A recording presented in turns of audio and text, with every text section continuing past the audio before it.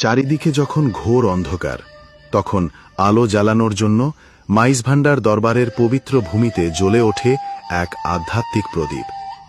তিনি হলেন রাহবারে আলম সৈয়দ হাসান মাইজ ভান্ডারী, এক সমকালীন গাউসুল ওয়াক্ত, যিনি আল্লাহর প্রেম দিয়ে মানুষকে আলোর পথে ডাকেন। শৈশব থেকেই তিনি ছিলেন ভিন্ন। চোখে ছিল আত্মজিজ্ঞাসা, হৃদয়ে ছিল করুণা। দাদাজান ওছিয়ে গাউসুল আজম মাইজ ভান্ডারীর ভালোবাসা আর বাবাজান শাহিন শাহ মাইজ ভান্ডারীর শিক্ষায় গড়া তার জীবনের ভিত্তি।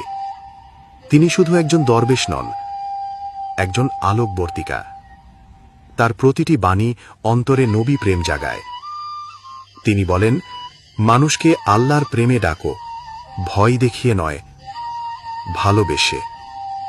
তার প্রতিটি মাহফিল, প্রতিটি বয়ান মানুষকে চিনিয়ে দেয় নিজেকে, নিজের ভুলকে আর আল্লাহর রহমতের দরজাকে।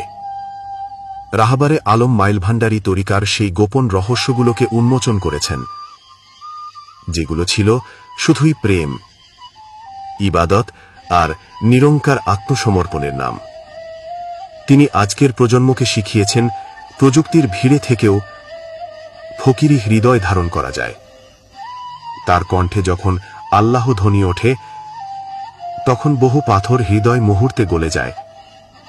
এই যুগে যখন মানুষ দিশাহারা, তখন তিনি হচ্ছেন এক রাহবার, এক দিক নির্দেশক, যিনি আধ্যাত্মিকতার মানচিত্র হাতে তুলে দেন। তাকে